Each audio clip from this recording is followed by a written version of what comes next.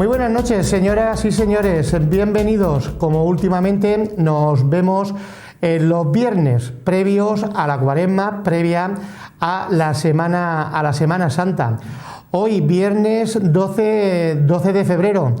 Nos encontramos en unos días importantes, pero que de una forma nada más, vamos a vivir en exclusiva, como son el carnaval, que hoy nos encontraríamos preparándonos para mañana sábado, disfrutarlo, pasarlo bien, estar en compañía de nuestros pequeños, de nuestros adultos, viviendo esos momentos alegres donde cada uno vive lo que en su mente añora cuando a lo largo del año, en distintas vicisitudes, lo que les gustaría ser. Pero también aquí ahora en este programa vamos a hablar de Semana Santa y estamos en las vísperas de miércoles de ceniza, que va a ser el momento en que vamos a incurrir plenamente en los actos que no se van a suceder con normalidad, pero que alguno de ellos viviremos, alguno de ellos, Televisión Ellín, tendremos la oportunidad, y gracias a la deferencia que las personas que originan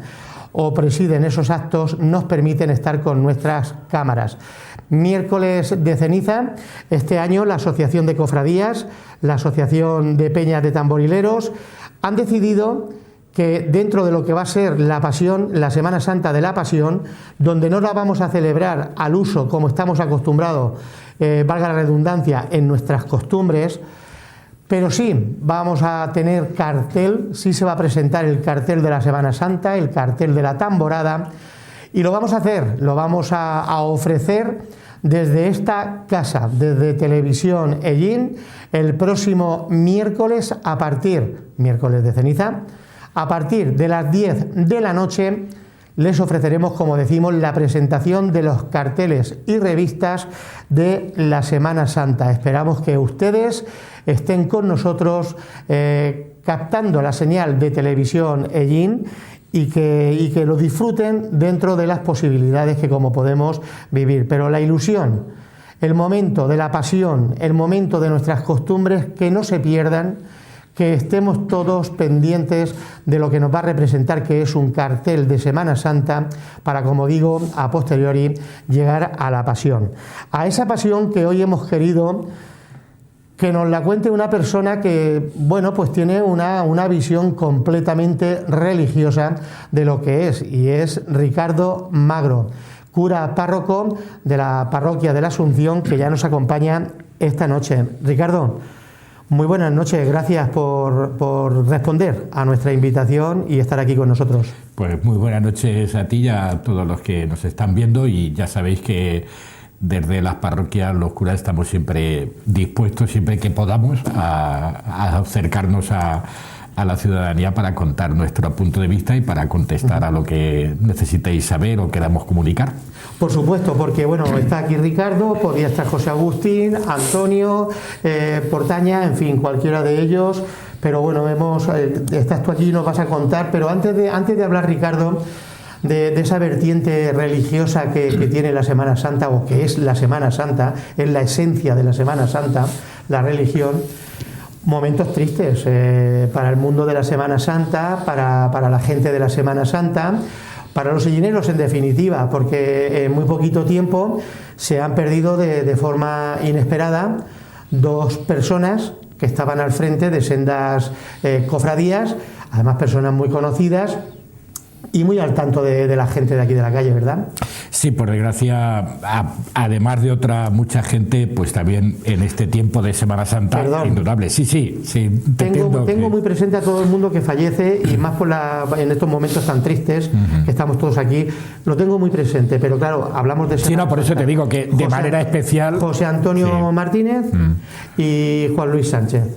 Entonces, personas muy conocidas e importantes, como digo, claro, en este aspecto. Claro, por eso te digo que sí, que además de esos otros muchos que por desgracia se han marchado de esta vida, pues indudablemente estos dos sí que son dos personajes que han sido grandes columnas y grandes trabajadores en pro de esta Semana Santa. Sí. Por lo tanto, sí, va a ser un año más triste todavía, añadido a la tristeza que estamos viviendo por esas muertes y por esa enfermedad y por todo lo que tenemos que ver y por estas mascarillas que estamos ya todos un poco hartos, pero además de eso, pues también el tener que pasar una Semana Santa sin estos personajes, pues claro, viene indudablemente, es un momento más triste todavía. Claro. Estuve Ricardo, estuve pendiente de todo, sobre todo, y estuve muy entristecido, antes de ayer, en el sepelio de Juan Luis. Y a ti también te noté distinto. Sí, vamos a ver, lo dije allí también. Por eso lo comentaste, pero además se te notaba. Cuando la palabra profesional pega muy poco en lo que voy a decir, pero bueno, un poco sí que es verdad que uno al final es un poco profesional de presidir la muerte, porque la has tenido que presidir muchas veces. Pero claro, cuando además se une que hay una relación afectiva, es decir, Juan Luis era amigo. Y lo digo así porque además era así, y además también pues en toda su enfermedad y todo su proceso de estos últimos meses, pues también le intenta acompañar en la medida de mis posibilidades, ¿no? Sí, vamos, Juan Luis era una persona creyente y practicante, es decir, él pues solía ir la mayoría de los domingos a la misa de 12, y además al terminar, más de un día y más de dos, pues terminábamos y nos tomábamos una cerveza, él y su grupo de amigos, sobre todo pues los sereneles, que también... Su peña de tambores. Y entonces, bueno, pues es verdad que estaba más afectado, es decir, se sumó todo, se sumó su muerte, el que es más joven todavía que yo, el que ya lleva muchas muertes, la situación que llevas, acompañarle en el proceso. Claro, todo eso sí o sí daña más, es decir, yo siempre que muere alguien joven lo paso mal, y eso es verdad. Me cuesta mucho trabajo, y si encima es alguien que conoces, alguien con el que has compartido, es que además lo decía, me parece recordar en la homilía, es que creo que sí, es que como uno habla tantísimo al final no sabes dónde hablas, ¿no? Pero yo lo conocía él más porque el domingo, mi primer domingo de Ramos, bendije la sede nueva que ellos tenían, sí. Y un poco heredé ahí pues el que cada domingo de Ramos estaba claro que terminaba la misa del domingo de Ramos después de la procesión, donde iba a comer Ricardo, a los sereneles, con lo cual, y más de una vez enfrente de él y de sus amigos, y luego pues también otra serie de circunstancias, y que bueno, que además era una persona que le gustaba hablar, afable, que le gustaba conocer, entonces claro, indudablemente había un sentimiento, entonces claro, es decir, por muy profesional, vuelvo a poner comillas, que uno pueda ser a veces en su trabajo, intente ser lo mejor para todos, pues hay momentos en los cuales es que uno no está bien y no puede estar bien, si es que es normal. Sí, bien, pues yo en los esquemas que estoy haciendo ya para los programas de Semana Santa, de la Cuaresma, obviamente contaba con él, y así, pues desde aquí, saludos y recuerdos y ánimo a las familias de las dos personas relacionadas con la Semana Santa que han desaparecido, José Antonio y Juan Luis. Ricardo, vamos a comenzar hablando de todo lo que yo te quiero preguntar y quiero que me cuentes. ¿A ti te parece bien que la Asociación de Cofradías y Hermandades y la Asociación de Peñas de Tamborileros hagan cartel de Semana Santa? No sé, porque me tendría que parecer mal, quiero decir. Sí, bueno, hay gente que se lo, hay gente que se lo pregunta. Sí, no, pero vamos, a mí no me tiene por qué parecer mal, en primer lugar, y segundo, paréceme bien, sí, ¿por qué no? Vamos a ver, el hecho de que no se pueda tocar el tambor en la calle no quiere decir que no exista el sentimiento. El hecho de que no podamos salir a la calle a tocar el tambor no quiere decir que uno, pues no sé si desde el balcón como el año pasado dedicaremos algún rato, pero al menos sí que con el corazón lo vamos a tocar y con el sentimiento. Luego también es verdad que ambas asociaciones me cuestan, que curran mucho, que trabajan mucho, y es una manera también pues de ese trabajo secreto que las dos asociaciones hacen, y tranquilo, y en sus reuniones y todo lo demás, pues también lo pueden hacer público, ¿no? Entonces, bien, yo creo que es que va a ser Semana Santa también, como hablaremos a lo largo de esta conversación, y como va a ser Semana Santa, pues bueno, pues también, ¿no? Es decir, aunque no salgan, pues también algo vamos a hacer, y los cofrades no se van a volatilizar en ese momento, sino que ellos pues se van a sentir también cofrades, aunque no salgan a la calle, pero tengo clarísimo que el que es costalero de la cofradía que quieras, que salga el día que quieras, por no nombrar a nadie y demás, ese momento que ha estado procesionando no lo va a vivir igual. No va a estar tranquilamente tumbado en el sofá, a lo mejor está tumbado, pero su mente, su corazón y su alma estará en su paso y estará también en su camino profesional. Es que lo tengo clarísimo, porque me consta que el año pasado pasó así, con más de uno que hablaba, me decía, es que ayer de tal hora a tal hora, que era cuando subíamos al Calvario, es que me caían unas lágrimas, es decir, va a estar, por lo tanto, pues a mí no me parece mal, no sé, no le veo, no veo ningún motivo para decir que no se haga. ¿Cuál es, Ricardo, desde tu punto de vista, la esencia de la Semana Santa? ¿Cómo deberíamos de celebrarla, aparte de la festividad que conlleva adjunta a ella, sobre todo aquí en Ellín? Hablo de los tambores, porque bueno, los demás también son sentimientos, pero no es lo mismo. La festividad que lleva los tambores, ¿cuál es la esencia de esa Semana Santa, que en el fondo es la real, no la que vemos aquí? A ver, yo creo que la Semana Santa lo que viene a hacer es una representación, una obra de teatro, por decirlo de alguna manera, en la cual se escenifica, ahí ya entra el ámbito de la fe, se escenifica el hecho de que un hombre llamado Jesús de Nazaret, él mismo dice que es hijo de Dios, que trae una misión de Dios, y hablar de esa misión de Dios, hablar de ese proyecto de Dios, hablar de lo que Dios quiere para esta humanidad, termina llevándole a la muerte. Y entonces, ¿qué es la Semana Santa? Pues es el recuerdo de ese inmenso amor de ese hombre y de Dios a través de ese hombre, manifestado en su entrega, porque tenemos que descubrir, que eso es importante, que la muerte de Jesús, hay un momento muy, muy, muy importante, y aquí está representado, aquí hablo de una porque tiene que ser así, igual saldrá más a lo largo de la conversación, pero que es la oración del huerto. Es decir, la oración del huerto lo que representa es que ese hombre tiene la opción de cambiar su historia que estaba abocada a la muerte, porque si sigo por donde voy, termino en la muerte. Ahí decide que acepto ese proyecto. Pero podría haber otra.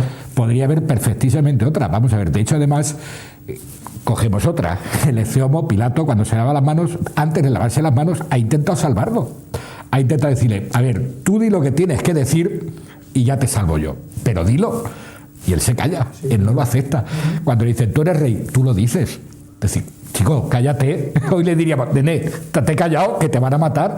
Entonces, él, en ese momento de la oración del huerto, lo que hace es aceptar ese proyecto. Es decir, vamos a ver, es una burrada lo que voy a decir, pero es algo así. Es decir, como somos tan cafres el ser humano, porque somos muy cuadriculados a veces, Dios nos dice, vamos a ver, voy a explicaros cuál es mi proyecto y lo tenéis que entender. Como no lo entendéis por las buenas, lo tenemos que hacer a lo salvaje. Y a lo salvaje es que voy a morir para que descubráis que yo estoy ahí con vosotros, que yo no soy un Dios que está en el cielo olvidado y que paso de vosotros. No. Y entonces, ¿qué es la Semana Santa? Es eso, es descubrir toda una historia de un señor llamado Jesús de Nazaret, que él mismo dice que es Dios y que trae un proyecto, que es hablarnos del reino de los cielos. Semana Santa, ¿qué es? Ese proyecto, ¿cómo culmina? Y culmina, cuidado, no en la muerte, no en el yacente, no en el Benjure. No, ahí no termina. Termina en el resucitado. Termina en el encuentro que aquí tenemos de la dolorosa y el resucitado, y el momento de quitarle el puñal. Ahí es donde termina esa historia. De alguna manera, Dios, lo que hace Dios Padre, refrenda ese amor que le tiene a su Hijo, diciéndole, no te abandona en la muerte.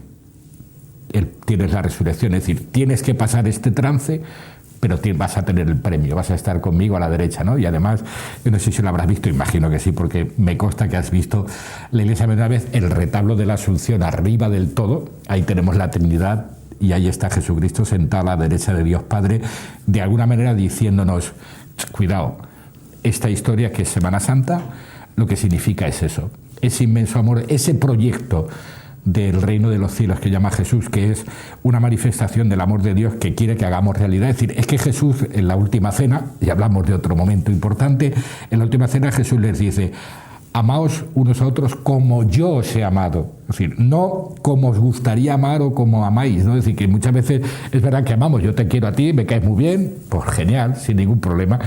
Pero este me cae mal, pues si lo machaco, y dice Jesús, no, a todos, ¿no? A todos por igual, ¿no? Es decir, en cualquiera de los crucificados, pues no podemos olvidar que Jesús en la cruz dice, Padre, perdónales porque no saben lo que hacen. Yo cuando hago esa lectura el Viernes Santo y la estoy leyendo, digo, La madre que lo parió y que no lo sabían. Pues claro que lo sabían, lo estaban haciendo. Y él dice, pues perdónale al que le está crucificando. Entonces, claro, ahí hay una gran enseñanza de Dios. Y en Semana Santa la vemos. Enseñanza, perdóname, que muy poquitos hemos aprendido. Y si la aprendemos no la vivimos, que es peor todavía. Porque claro, es decir, claro, cuando tú te hacen, y te han hecho a ti y a mí y a cualquiera de los que nos están viendo esta noche, cuando nos hacen algo muy duro, más duro que quitarte la vida, y Jesús dice, Dios dice, perdónales, que me están quitando la vida. Si tu hermano, tu cuñado, tu no sé qué, te ha corrido el majano 5 metros, ¿eso es tan grave? ¿Ya no me hablo con ellos? Es que a veces nos quedamos en unas tonterías. Esto es Semana Santa, ¿eh? Semana Santa es eso. Luego después, cada uno la viviremos, la manifestaremos, haremos lo que nos dé la gana, pero si queremos ir a la esencia, esto es lo que celebramos. Sí. Yo te preguntaba por la esencia, de acuerdo, los pasajes que vivimos, algunos de ellos que tú acabas de nombrar, los pasajes que vivimos en esa semana de pasión, ¿se corresponden con los evangelios? ¿O de alguna forma los hemos puesto para que nos gusten? No, a ver, en principio todos aparecen en el Evangelio. Los pasajes por sí mismos sí, pero quiero decir si se corresponden en la representación que hacemos. En comenzar el Domingo de Ramos con la entrada en Jerusalén, con las palmas y los olivos y demás, y terminando con la resurrección. Aunque en el tiempo no sea exactamente, pero si los pasajes van bien cronometrados o bien puestos en su lugar, de acuerdo al Evangelio. En la mayoría de los casos sí, pero en la mayoría sí. Pero claro, si por ejemplo decimos, vamos a ver, por coger en el tiempo, ¿no? El martes santo la procesión, no tiene ningún sentido el martes santo ninguna procesión, porque martes santo en teoría no pasó nada. El miércoles santo la procesión... Y ya llevamos a un Cristo muerto en la cruz. Pero claro, esa procesión aquí en Ellín todos sabemos cómo empezó. Fue un traslado. Era un traslado y bueno, ahí está. Ya, pero vale, pues nos metemos en el miércoles santo. El traslado ya procesión también del Cristo del Gran Poder cuando se producía el Domingo de Ramos. Claro. Por la mañana estábamos ahí todos tan resplandecientes. Ajá. Y por la tarde asistíamos a un momento luctuoso. Claro. Si nos vamos a procesiones entonces, que históricamente sería el miércoles santo la primera procesión oficial, no tiene ningún sentido. Toda la historia de bíblico histórico comienza el domingo, sí que es verdad, pero luego ya hay un vacío, digamos, en el tiempo. De hecho, los evangelios no narran qué pasa en medio. Y desde la entrada de Jesús en Jerusalén ya nos llevan prácticamente al cenáculo, ya nos llevan a la última cena, ya nos llevan al Jueves Santo, seguramente a las 6 de la tarde, 5 o 6 de la tarde, que sería cuando en aquella época se cenaría. Tengamos en cuenta que hablamos de la primavera, hablamos de una zona... Cuando vemos la historia de Jesús, si miramos en el mapa, Jerusalén y demás, casi si ponemos una línea recta, la llevaríamos muy cerca de Valencia, con lo cual temperatura, luz y todo eso, pues sería parecido, un poquito agradable. Exacto, es decir, un poquito antes porque está más hacia el este, con lo cual sería de noche, con lo cual si están cenando, tengamos en cuenta que hoy tenemos luz y no hay ningún problema. Estamos hablando de hace 21 siglos, donde era el candil y utilizaban más la luz natural. Por lo tanto, ¿qué sería la hora de la cena? 5 o 6 de la tarde aproximadamente, ¿no? Ahí es donde empezaría oficialmente la Semana Santa, Domingo de Ramos, y luego para procesiones empezaríamos en ese momento. ¿Qué pasa? Y yo me parece súper lógico. Pues vamos a ver, cuando hemos ido multiplicando las celebraciones, las procesiones y demás, y tenemos un montón de imaginería, pues la vamos sacando, y la vamos sacando poco a poco, es decir, porque si no reduciríamos, o estaríamos desde el jueves a las 5 o las 6 de la tarde hasta el viernes de madrugada, estaríamos constantemente de procesión en procesión, porque claro, todo tiene un horario. Claro, Jesús cena, se va al huerto, lo detienen, lo juzgan, lo meten en la cárcel y hay los sayones y demás. Todo eso, según los evangelios, todo eso se produjo un día. El jueves, la noche del jueves al viernes, claro. Ahí le atizan la paliza, no sé qué, seguramente al amanecer, y entonces viene el juicio de Pilato y demás, y desde ahí decide que lo llevan al Calvario, donde parece ser, posiblemente y históricamente moriría sobre las 12 o algo así, perdón, a las 12 lo crucificarían y hacia las 3 de la tarde es cuando murió. De ahí van a pedir el cadáver, piden el cadáver, lo entierran, que estaríamos hablando que serían las 5 de la tarde, porque claro, ¿por qué se corre tanto en matarlos y se corre tanto en enterrarlos? Pues porque ellos tenían una normativa. Entonces, ¿qué pasa? Que el Sabbat, que sería nuestro domingo, el día de descanso, no se puede tocar un cadáver. Por lo tanto, ¿qué hacen? O se queda colgado ahí y los animales lo van a picotear y no sé qué, o lo pedimos y lo llevamos corriendo. ¿Por qué María Magdalena va el domingo por la mañana al sepulcro? ¿Para llorar? No, va a cumplir con la tradición, va a limpiar el cadáver, porque prácticamente lo que hicieron fue recogerlo, dejarlo allí, rápidamente recogerían lo que fuera, lo dejaron, pero embalsamarlo, echarle la mirra y todo eso, acordados de los Reyes Magos, echarle la mirra y todo ese tipo de ungüentos y demás que usaban, eso no lo pudo hacer en ese momento. Entonces ella dice, yo voy a cumplir con mi obligación con este hombre al que queremos, que es embalsamarlo. Pues seguramente ella iba con su agua y demás para lavar el cadáver de toda la tierra y todo lo que tuviera, porque no lo pudieron hacer en su momento. Entonces, claro, estamos hablando que a mitad de la tarde, antes del oscurecer, porque igual que nosotros, por ejemplo, en las misas, si tú vienes un sábado por la tarde, hacemos normalmente la misa del domingo, eso lo hemos traído de la religión judía. La religión judía, la víspera ya era el festivo, el Sabbat comenzaba el viernes por la tarde. Vamos a hablar ahora de los judíos actuales, o sí. Entonces, porque ellos poco avanzaban, se han quedado ahí con aquellos. Sí, claro, si no serían cristianos, por eso siguen siendo. Pero bueno, pero que lo que no podemos olvidar nunca jamás es que nuestra religión no nace aislada, sino que es fruto de una historia. Sí, entonces, claro, es la secuencia de una vida. Efectivamente. Una vida, claro. Vida, pasión y muerte, es así. De un judío. Que hemos adaptado los tiempos, pues sí, para escenificarlo y demás. Además, tú bien lo has dicho con el domingo, cuando la resurrección, o sea, cuando el enterramiento fue el viernes por la tarde. El viernes, sí. Y sábado de gloria ahí estaría, pero bueno, bien, vale, lo adaptamos. Sí, claro, cuando hablamos al tercer día resucitó, dicen, no salen 3 días, sí, hombre, viernes, sábado y domingo 3, claro. Sí, sí. No salen 72 horas, no, son 3 días, no dice horas, dice días. Sí, pero también el número 3 es un número simbólico, claro. Y los católicos, como no tenemos problemas con el Sabbat, con el domingo, pues ahí lo tenemos, me imagino. Has hablado por un momento de Magdalena. Uh-huh. Yo quiero saber, porque hace unos pocos años, no recuerdo cuántos, 4, 5, 6 a lo sumo, hubo un cambio por parte de la Iglesia, por parte de Roma, un cambio en cuanto a la imagen de la Magdalena. Se pedía, porque vosotros también lo lleváis a la práctica, pero también nosotros escuchamos las noticias y sabemos lo que hay, se pedía que se quitara la acepción que se tenía de Magdalena como una mujer pública, a que ya no lo era. De hecho, hace muy poquitos días, una persona cercana a mí dijo que Magdalena era una prostituta y demás, y dije, cuidado, ahora la Iglesia lo ve de otra forma. Y aunque aquí lo podamos hablar o no podamos hablar, bueno, se puede hablar siempre, pero la Iglesia ya lo ve de otra forma. Por favor, cuéntame aquello. A ver, es verdad que últimamente la Iglesia ha insistido mucho en este tema. Es más, lo que hizo el Papa Francisco es que pasó a denominarla apóstol, con lo que significa ser apóstol, es decir, le dio la categoría de apóstol.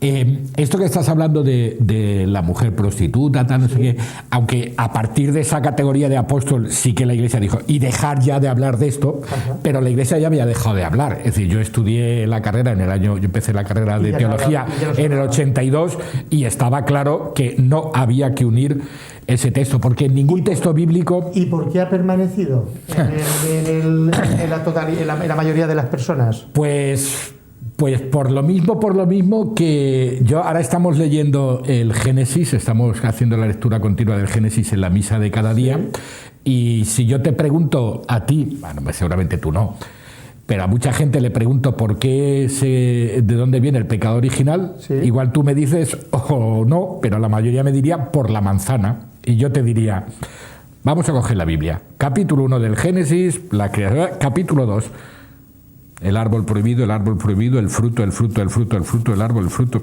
no hay manzana. Hay cosas que se quedan, y yo te garantizo que ningún catequista de la parroquia de la Asunción y de ninguna parroquia enseña lo de la manzana. pero los niños lo saben.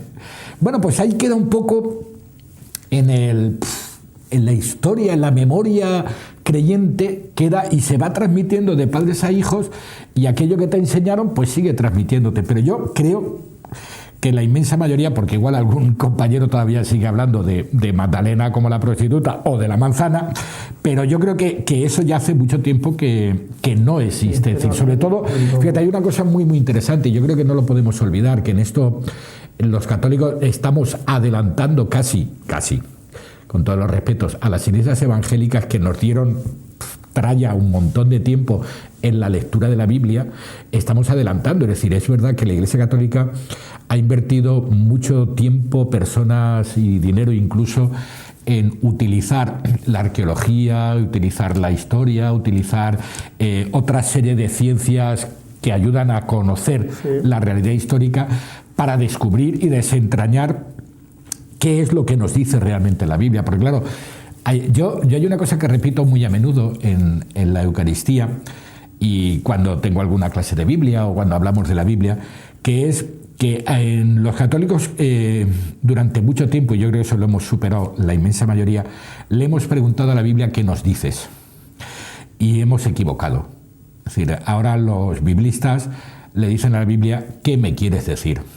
Porque lo importante es el mensaje, no la construcción del mensaje. Claro, tú, si yo te pregunto cuál es el texto, volviendo a lo del Génesis, tú sabes el texto de la creación, y tú seguramente me dirías, pues el día primero no sé qué, el día segundo no sé qué. Digo, sí, esa es la creación del capítulo 1, pero en el capítulo 2 hay otra distinta. Día cuando luego después, mañana o esta noche, antes de dormir, o tengas un ratico, o cuando te dé la gana, si tienes en casa la Biblia, coges y te lees el capítulo 1 y el capítulo 2, y hay dos creaciones, y son distintas. Y entonces tú dirías, ¿cuál es la verdadera? Si digo palabra de Dios en las dos, ¿está mintiendo algo? No, es que uno quiere decirme una cosa y otro me quiere decir otra cosa, porque ni esto es 100% verdad histórica. El gran problema es que la Biblia no es un libro de historia, es un libro de fe. Fíjate, ahí el capítulo final de Juan tiene dos finales de capítulo, pero bueno, el último, el que tenemos ahora nosotros, dice algo muy muy interesante. Este libro se ha escrito para que creáis y para que creyendo os salvéis. Es decir, no se ha escrito para que te sepas qué pasó históricamente. No. Juan, cuando escribe su evangelio, no quiere hacer un libro de historia. Él lo que quiere es que su experiencia, la experiencia suya que tuvo en el encuentro con Jesús de Nazaret, que él la ha vivido de una manera especial, te la quiere transmitir a ti para que tú creas, no para que conozcas la historia de Jesús. De hecho, además, uno de los grandes problemas que tienen los que estudian la cristología es encontrar el Jesús histórico. Eso es muy difícil. Saber la verdadera historia de quién era Jesús, de cómo era Jesús, es complicadísimo. ¿Por qué? Porque la historia de Jesús que vivieron los apóstoles, ellos la viven desde el domingo de resurrección, desde la experiencia del resucitado. Entonces interpretan la vida de Jesús. Y sobre todo, claro, estamos hablando de 20 siglos. Es decir, hace 20 siglos aquellas personas que estaban escribiendo el concepto que tenemos hoy de historicidad, de historia, ellos no lo tenían. Es más, ni lo tenían ni les importaba. Lo digo porque a veces en estas discusiones, hablando con la Biblia, claro, el problema de la Biblia es eso, es decir, claro, yo te enseño aquí el capítulo 1 del Génesis y el capítulo 2 y me dices, en el capítulo 1 lo resumo muy rápido, Dios crea al hombre el sexto día. En el capítulo 2 dice, creó al hombre, al macho, lo llevó al Edén, estaba solo, le creó los animalitos, no sé cuántas, lo durmió y de una costilla sacó la mujer, que es verdad. Porque aquí dice que primero los animales y no sé qué. Claro, aquí quiere decir una cosa y aquí quiere enseñanza otra. Aquí te está hablando de que todo era bueno, todo era bueno, todo era bueno. Es decir, por ejemplo, que lo utiliza mucho ahora el Papa Francisco con su visión ecológica de la fe, lo utiliza mucho porque aquí esa es una gran catequesis sobre ecología. Yo a los ecologistas ateos les digo, leeros el capítulo 1 del Génesis, olvidaos de Dios, léerolo. Porque la Biblia está hablando de eso. Fíjate, yo alguna vez con los ecologistas y con algunos sindicalistas les digo, habéis estado luchando muchísimo por el derecho al descanso. Digo, en el capítulo 1 del Génesis ya lo dice. El día séptimo Dios descansó y por lo tanto vosotros tenéis que descansar. Capítulo 1 del Génesis. Escrito 1000 y pico años antes del nacimiento de Jesús.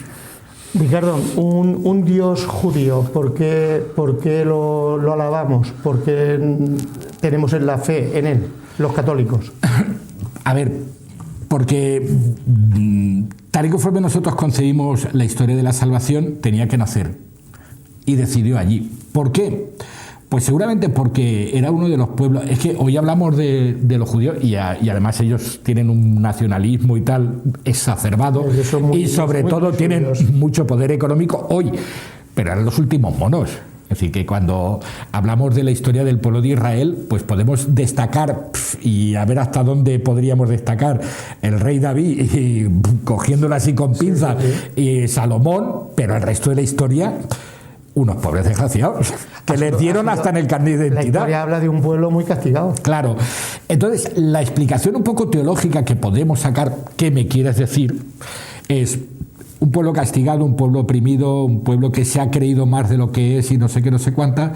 Dios decide que tiene que nacer en un sitio y dice, pues ese mismo. Porque podría haber nacido en Roma. Judío de nacimiento. Sí, eligió ese pueblo porque tenía que elegir un sitio. Pero también es simbólico el nacimiento, es decir, en un país pequeño, en Belén, que era un pueblecillo pequeño, donde no sé qué, no sé cuánta, en una cueva. Todo eso tiene un significado, diríamos hoy, teológico. Claro. Por eso elige ese, digo yo. ¿Crees que poco han aprendido de religión? ¿Crees que poco han aprendido de bondad precisamente los judíos, los palestinos, aquellas personas que en aquella zona, en Tierra Santa, como se denomina, y es donde más conflictos, donde más muerte hay, donde más sentimiento roto? Sí, yo creo que el gran problema es cuando utilizamos la religión para la política, ¿no? Y yo creo que ese es un gran problema. Porque ellos viven la Semana Santa. Ahora, en esta época. Allí se vive la Semana Santa, pero ellos no. Vamos a ver, los judíos. No de la forma que la conocemos para nada. No, nada. A ver, sí que se vive allí, bueno, yo no he estado nunca, pero vamos. Estoy hablando de la religión. La religión judía. Obviamente no hablo de los festeros. No, por supuesto. A ver, la religión judía. A Jesús lo denominan como un profeta. Un profeta. Pero ya. Ignoran aquello de que él mismo se proclamaba Dios. Nada, cero. De hecho, uno de los motivos de matarlo es porque decía que era Dios. Es decir, ellos, la religión judía, todavía está esperando que llegue el Mesías, que para nosotros es Jesús. Es decir, ellos todavía están esperando. Es decir, para ellos Jesús fue un profeta, como otros muchos, pero al final fue un impostor. Fue alguien que dijo que era el Hijo de Dios y que le demostraron que no porque se lo cargaron. Con lo cual, si lo mataron, desde su idea monolítica de un Dios omnipotente y demás, no puede morir, con lo cual ese fue, a ver, lo que ellos confirman, que un Dios. Claro, ellos confirman que Jesús no es el Hijo de Dios porque ha muerto, y luego la resurrección no se la creen. Que va a resucitar Jesús, han cogido el cadáver y se lo han llevado. De hecho, si tú lees el Evangelio, al final lo que dicen es, han dicho que se lo han llevado, que ha resucitado, que no sé qué, sobre todo Hechos de los Apóstoles, que nos cuenta. Es decir, ellos están esperando que el Mesías venga, claro. Continuamos. Fíjate, y solo un paréntesis, los musulmanes le tienen bastante más devoción a Jesús, sobre todo a la Virgen María, que los judíos. Porque los musulmanes sí que aceptan que Jesús fue el gran profeta, después de Mahoma, por supuesto, eso está claro. Sí. Volvemos a la parroquia, a las iglesias de Jaén, ya no la parroquia, pero bueno, tú eres de la parroquia, a las iglesias de Jaén. ¿Qué se ve? ¿Qué detectas tú en el ellinero, en el católico ellinero, que en la Semana Santa se dirige al templo a ver lo que allí tenemos, a esa iconografía, con la que otras religiones, incluso algunas partes también del cristianismo, no digieren bien lo de una imagen? Imaginería, sí. ¿Qué es lo que detectas tú en la pasión aquí en Jaén? ¿Somos pasionales, somos creyentes, aunque no vayamos a misa durante el año? A ver, dos cosas principalmente. Una, desde luego, es un sentimiento religioso, ¿vale? Yo ya no me voy a meter a qué nivel, porque primero, para empezar, bastante tengo que saber yo el mío, como para meterme en el nivel de los demás. No puedo juzgar, y lo tengo claro que no lo voy a hacer. Hablo de sentimiento religioso más que de fe. No quiere decir que aquellos que van y tienen sentimiento religioso también tengan fe, pero yo creo que son dos cosas distintas. Es decir, sentimiento religioso es una apertura a la trascendencia, una fe es creerte en el proyecto de esa trascendencia y vivirla, ¿no? Más profundo. Efectivamente. Entonces, yo ahí no me voy a meter. Indudablemente, la inmensa mayoría Yo creo que es sentimiento de fe. Yo, por ejemplo, que estoy por aquí, por la parroquia de vez en cuando y tal, y te das una vuelta, yo oigo a gente de nuestra edad, e incluso bastante más jóvenes, con su bebé, y dicen, mira, esta es la mamá de Jesús, aquí esta es porque, por ejemplo, se me ocurre, esta es la de las penas, porque mira, ella tiene pena, está triste porque han matado a su hijo, tal. Claro, eso, ahí hay algo, porque tú no dices eso si te crees que la historia es una tontería, ¿no? Entonces, ahí hay un sentimiento. Hay una creencia. Luego también hay otro grupo de gente pequeño, yo creo que muy pequeño, pues que simplemente van a verlo como una exposición. Pues es arte, y es verdad, y además una maravilla de arte, porque hay algunas cosas que son inmensamente bonitas. Por lo tanto, también hay una parte de gallineros, no me refiero a la gente que viene de fuera, de gallineros, pues que simplemente van a verlo como una expresión de arte. ¿No? Ya a la gente también le gusta el arte, ¿no? Entonces, pero yo creo que la gran mayoría, en un porcentaje altísimo, yo creo que ahí hay una expresión de religión, a menos, ¿no? De experiencia de sentir algo y de sentir que Dios está ahí. Ricardo, pues vamos a ir, si te parece, unos minutos a publicidad y volvemos rápidamente para que nos sigas contando, porque yo quiero seguir incidiendo en las vivencias que tenemos los sellineros una vez que entramos, que llegamos al templo, y sobre todo ahora, que va a ser lo que nos va a quedar de la Semana Santa, y vamos a tomarla todos. Y me imagino, te lo voy a preguntar ahora, si crees que va a haber más llegada de fieles a los templos que en otras ocasiones. Vale. Volvemos enseguida, señoras y señores, hacemos unos minutos de publicidad y estamos con ustedes.